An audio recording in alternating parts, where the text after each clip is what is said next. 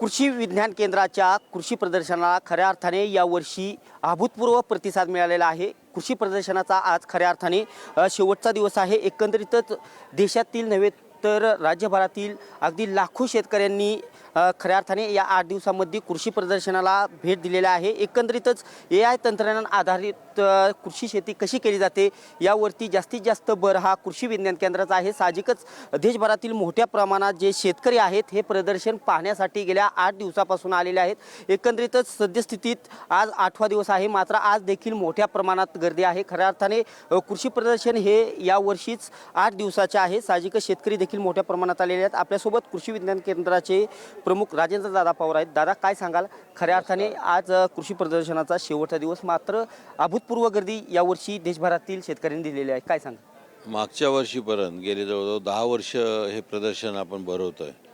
त्याला 4 दिवसात आपण शेतकऱ्यांच्या साठी प्रदर्शन आपण ठेवत होतो, पण गेल्या वर्षी एका दिवशी जवळजवळ 78,000 शेतकरी आल्यानंतर असं वाटलं की शेतकऱ्यांच्यात उत्साह आहे, त्यांना काहीतरी नवीन समजून घ्यायचं आहे, पण वेळ पुरत नाही, म्हणून आपण हे जवळ 8 दिवसाचं प्रदर्शन केलं।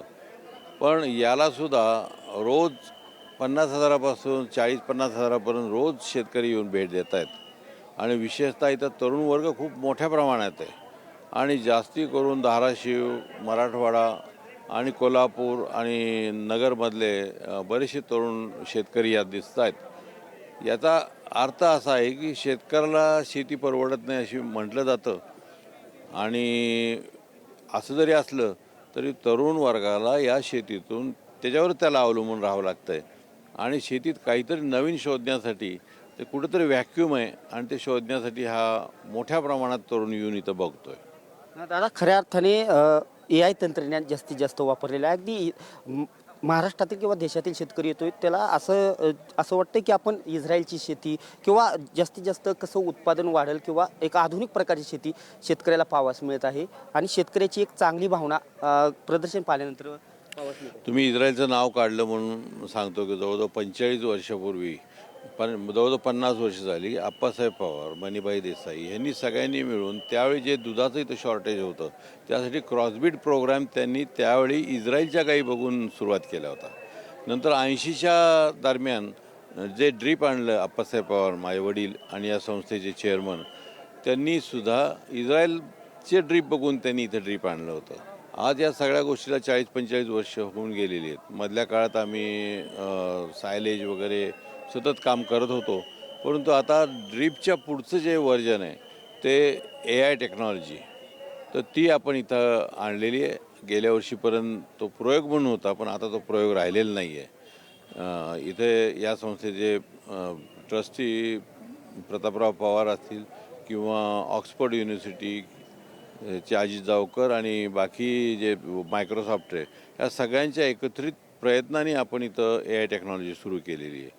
सुरुवातीला याला AI टेक्नॉलॉजी करताना त्याला जो डेटाबेस लागतो तो आपल्याकडं ऊसाचा असल्यामुळे आपण ऊसाचं पीक घेतलं, परंतु महाराष्ट्रात जर तसं बघितलं तर मोठ्या प्रमाणात कांदा पीक आहे, बऱ्याच ठिकाणी केळी घेतली जातात, मक्याचा मोठ्या प्रमाणात पीक घ्यायची प्रवृत्ती वाढलेली आहे। यासाठी यंदा आम्ही मकाई घेतलं, तूर घेतली, कांदा घेतला आणि केळी घेतलेली आहेत। दादा, एकंदरीत कृषी प्रदर्शनानंतर खऱ्या अर्थाने AI तंत्रज्ञान असेल यामुळे शेतकऱ्याला एक शेती करण्यासाठी नवसंजीवनी मिळालेली आहे। अगदी राज्य सरकार देखील कृषी प्रदर्शनाची दखल घेऊन शेतकऱ्यांना जास्तीत जास्त AI तंत्रज्ञानाकडे वळण्यासाठी सांगत आहे, अनुदान देत आहे, कसं बघताय?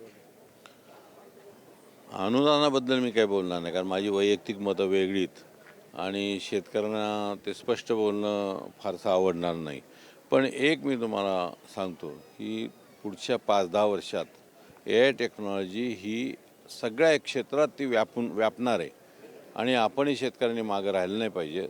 शेतीच्या बाबतीत दुप्पट-तिप्पट उत्पन्न वाढवलं जाईल, परंतु ह्या 150 कोटीचा हा देश आहे। उद्या ड्रायव्हरशिवाय गाड्या असतील, हॉस्पिटलमध्ये डॉक्टर नसतील, वेगवेगळ्या ऑफिसेसमध्ये लोक नसतील आणि अशा परिस्थितीत ह्या 150 कोटी जनतेचा हा देश की त्यावेळी बेकारी किंवा ही किती मोठ्या प्रमाणात होईल आणि ज्यांना शेती आहे त्यांना परत शेतीवर यावं लागेल, दुसरा पर्याय त्यांना कदाचित राहणार नाही। त्यावेळी लहान प्रमाणातली जी शेती असेल त्यात त्याचं प्रपंच चालवायला दुप्पट तिप्पट उत्पन्न वाढवावं लागेल आणि त्याला AI टेक्नॉलॉजीशिवाय पर्याय नाही. आणि या संस्थेने सतत नाविन्य दाखवत आलेले आहेत गेल्या 50 वर्ष. यावेळीसुद्धा आम्ही जगाच्या पुढं इथं AI टेक्नॉलॉजी दाखवत आहोत की जेणेकरून शेतकऱ्यांनी पुढं काय होणार आहेत आणि त्यासाठी तयारीत राहावं. दादा, एकंदरीत ऊसावरती या तंत्रज्ञानाने मोठ्या प्रमाणात यश मिळालेलं आहे. खऱ्या अर्थाने आता कांदा असेल, तूर असेल, केळी असेल अशा पिकांवरती देखील या तंत्रज्ञान वापरून शेती केली जाते. त्याचं प्रात्यक्षिक देखील कृषी विज्ञान केंद्रात पाहावयास मिळते. शेतकऱ्यांनी याचा कसा लाभ घ्यावा, कशा पद्धतीने तुमची मदत राहणार आहे शेतकऱ्यांना?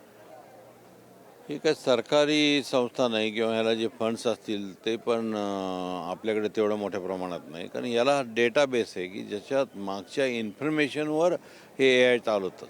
आणि यासाठी सरकार म्हणजे मोठ्या प्रमाणात ICRच्या जे काही रिसर्च संस्था असतील, परत विद्यापीठं असतील किंवा जिथं जिथं गेल्या 100 वर्षाचा शेतकऱ्यांच्या बाबतीतलं जी माहिती असेल पिकाबाबतीतची, ती माहिती देऊन एकत्रित करून त्याच्यावर आपल्याला चालावं लागेल. हा एकत्रित जर आपण काम केलं तर यातून पुढं काहीतरी निर्माण होईल.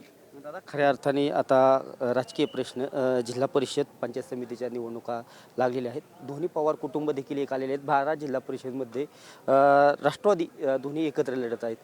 कसं पाहता सद्यस्थितीतल्या पार्श्वभूमीवर? खरं तर तुम्ही मला विचारताल तुम्ही कुठल्याच पक्षाचा वैयक्तिक मी मेंबर नाही आहे, परंतु पवारांच्या घरातलं कोण उभं राहिलं तर मी प्रचार जरूर केलेला आहे.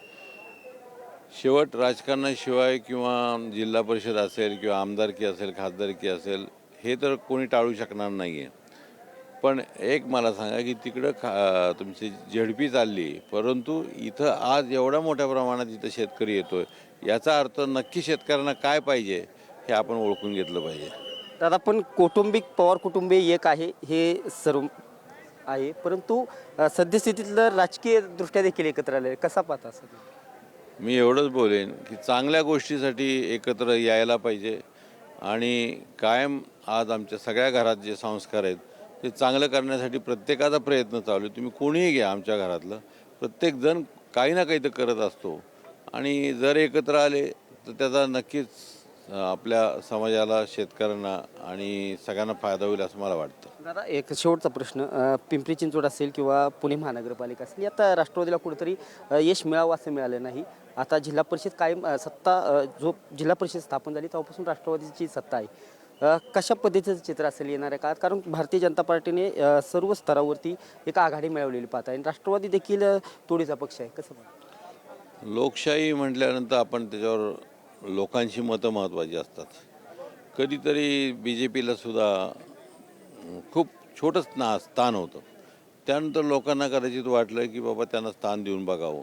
तसं लोक हे सर्व करतात आणि कायमच कुठलाही पक्ष असेल तो जास्ती काळ राहिला आणि त्यांनी जर लोकांसाठी मतदारांसाठी काही केलं नाही तर आपोआप लोक बदलतात. त्यामुळे राजकारण हे बदलत राहतं, त्यासाठी फक्त सबुरी ही महत्त्वाची.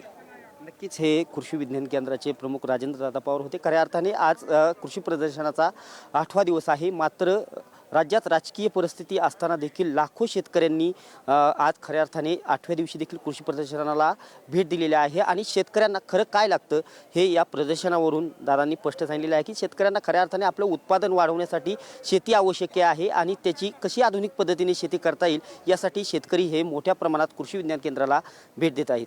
दीपक कापरे, TV9 मराठी, बारामती.